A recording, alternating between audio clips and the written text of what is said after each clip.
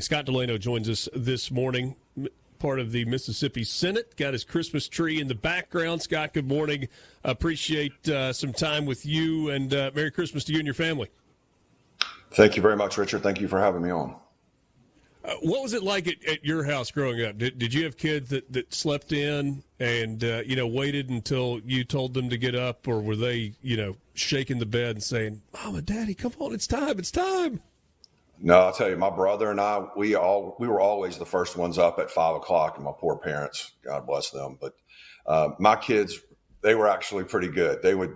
We would have to go and wake them up at 9:30 or so in the morning to get them going. But it's still a very exciting time for everyone.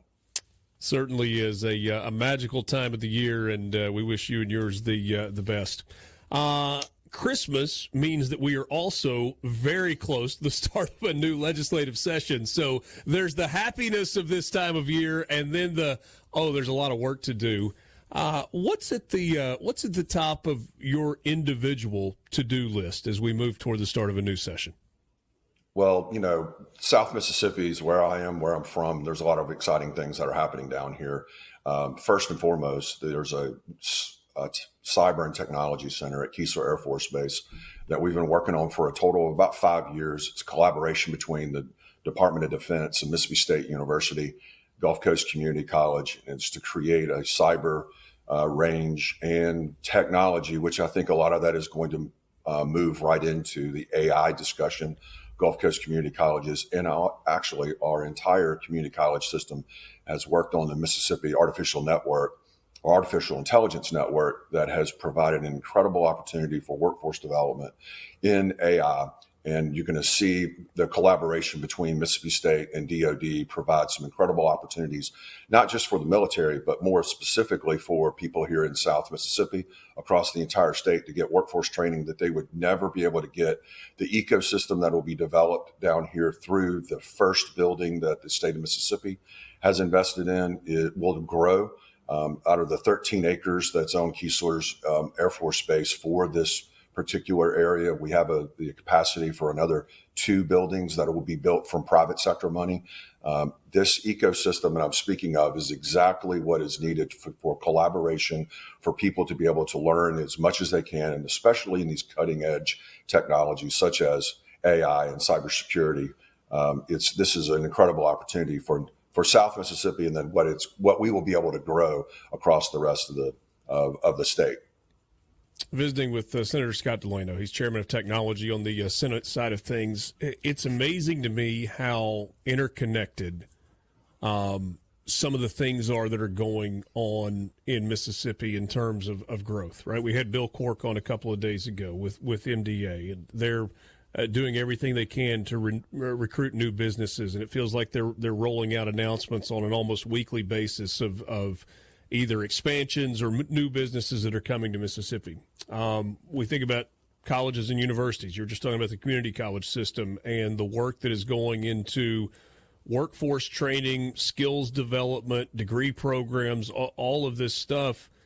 And, you think about the military institutions, you mentioned the DOD contracts, all of this stuff really works together. I mean, Scott Waller and MEC and kind of the collaboration that they've got going with MMA and BIPEC, and all of this stuff kind of fits together in what's a little bit of a complicated puzzle, but it feels like it's all about moving Mississippi forward. No, it absolutely is. It's preparing us for the workforce of the future. And I think what you'll see is that with the innovation that we've had announced with the AWS Center in the central part of the state, I think there are going to be some other announcements made in the northern part of the state, and a little bit later, some stuff here in South Mississippi. It all complements exactly what we have. We've put together a good environment for businesses to come and grow here in Mississippi. We have the infrastructure that's in place. And when we talk about infrastructure for technology, it is really power, the availability, the capacity of affordable power, and the fact that we are able to offer other opportunities for alternative power growth. That's important for the companies that we're trying to track here in Mississippi. But Richard, I need to tell you one thing. I'm not the chairman of technology this year. That's Bart Williams. He has done a great job taking that over. technology will always be my passion and be a passion for me. But I'm the chairman of Conservation and Water Quality to oversee DEQ and help some things with DEQ. And I'm also vice chair of college and universities. So. My apologies on that. No problem. I would argue, though, that the water piece of it kind of fits in there as well. I mean, you're talking about power a second ago, but bigger picture, we go utilities, and we're talking about water and internet and power, all, whether it's for these mega sites, for big investment that's happened, like we've talked about with Link in East Central Mississippi, the Golden Triangle area. Or some of these other, like, the resources matter for these development pieces as well. And it's something that we don't necessarily think about. Absolutely. But I'll tell you, those big companies do. They look at this. They look at our area in the Southeast, and they say they see the availability of natural resources, the availability to provide a low carbon footprint for our area. And that is something that's attracting them to this area. Now, the state of Mississippi just needs to be uber competitive when it comes to the incentives that we provide and that we're able to do to attract those jobs, to attract that investment here in Mississippi. And I think we're doing a pretty good job with that under the leadership of Governor Tate Reeves and the work that we've done in the legislature to make sure that that's done. I know the Lieutenant Governor, Delbert Hosemann, has been very, very adamant in wanting to make sure that we address every opportunity that we can and to give NDA the tools that are necessary for us to be successful. Visiting with Senator Scott DeLano, Mississippi Senator, represents District 5. That's Harrison County. You mentioned being on colleges and universities, that committee. I mean, you know that I come from a sports background, and it's all about rivalries with Ole Miss and Mississippi State. We talk about what Southern Miss has done. There's a pretty good diversity in terms of background with colleges and universities on that particular committee. To me, that is important because I know all of you, regardless of where your allegiances lie, right? For you, I mean, a Southern Miss degree, yes, and a daughter at Mississippi State, and you got Nicole Akins-Boyd on there who's got degrees from Ole Miss and lives in Oxford, and others on those committee with other backgrounds. I think all of you are grown up enough to recognize how important the college and university system as a whole is in the state of Mississippi. But there are also some really difficult things that you have to look at right now in terms of efficiencies and redundancies, and are there things that might make more sense to make the entire college and university system better than it currently is? Yeah, to your first point, I think you'll see that in the legislature, we set aside a lot of the turf wars when it comes to universities and colleges, and we want to do what's best for everybody in Mississippi, especially when it comes to funding, when it comes to policies that we set for statewide goals. I know that Nicole or Chairman Boyd is doing everything to prepare us to answer some of those tough questions. We do have an extremely difficult situation that we see down the tracks. And in about 10 or 15 years, our enrollment is going to be somewhere in the neighborhood of about 30% less than it is today for our IHL units. And you don't have to do a whole lot of calculus here to figure out that there are going to be some very difficult decisions that are going to need to be made. We want the IHL board to make those decisions as they go forward, and we want to take their recommendations. I think for the most part, we know that we do not want the legislature making a lot of these decisions single-handedly. We need the subject matter experts to weigh in on this. But to do that, you're definitely going to have to set aside those turf wars and those protectionism measures that we've seen over the years, and we're going to start a process that will help alleviate some of that and put some pressure on the IHL board to make some decisions where they need to be made, no doubt. Visiting with Senator Scott DeLano. You got a few minutes to hang with us a little while longer? Sure. I'd love for us to peel back some of the layers of the onion on that as well. I don't know how far you're ready to go down that road in terms of conversation, but there's some interesting stuff, and we can kind of talk around it, or we can talk directly about some of these issues. Senator Scott DeLano represents Harrison County, District 50 in the Mississippi Senate, longtime member of the House of Representatives, before moving over to the Senate side. We'll take a quick time out. We've got more with you as we wrap up the 7 o'clock hour of the Gallo Radio Show on SuperTalk Mississippi. 1 week from Christmas, more coming up. You can join us on the C Spire text line, 601-879-4395. Give your business the edge with gigabit fiber internet from C Spire Business. We're back with you right after this. Promise you we are coming back to the farm conversation to start the 8 o'clock hour. Sean Tyndall will join us, Commissioner, Department of Public Safety, at 8:20 this morning. Glad to be with you. C Spire text line open at 601-879-4395. Scott DeLano, Senator representing District 50, Harrison County here in Mississippi, is my guest this morning on the Gallo Radio Show. And, Senator, again, appreciate your time.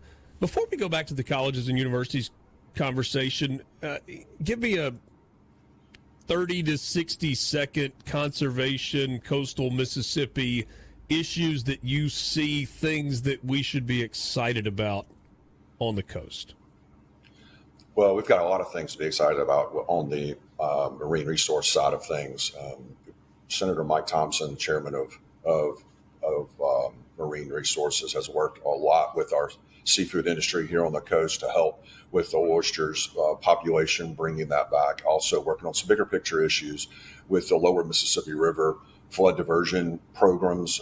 We had a meeting a couple of weeks ago over in Mobile, or over in New Orleans, and it was the first time in many, many, many years that the leaders from DEQ, DMR, the state Senate, a couple of House members sat down with the Army Corps of Engineers to discuss the issues that are important to South Mississippi. And the reason why that was so important is that most of the time, the conversations that are had between Mississippi and the Army Corps of Engineers is through court documents or through depositions. And this was the first time for us to be able to sit down, talk about our issues. Senator Thompson did an incredible job with that.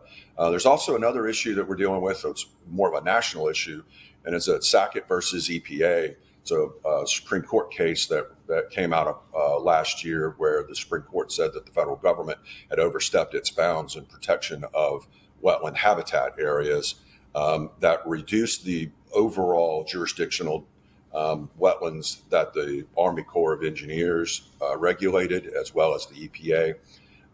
We thought that was going to be the case. We thought that the state of Mississippi would have to step in and try to provide some backstop for protection of not just the habitat, but for runoff and anything that's associated with that type of development. With a commercial real estate background, this is stuff that I deal with on a daily basis. And that's the reason why I asked Lieutenant Governor for consideration for the opportunity to lead this committee.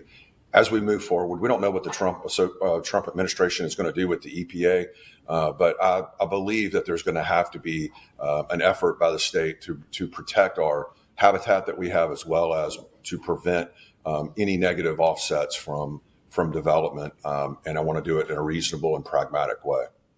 And I don't know that I necessarily intended to go down this far. So much talk about scaling back regulations, stripping away the red tape, making it easier, getting rid of those. But there are protections that need to be in place from your perspective for the wetlands, especially in coastal Mississippi.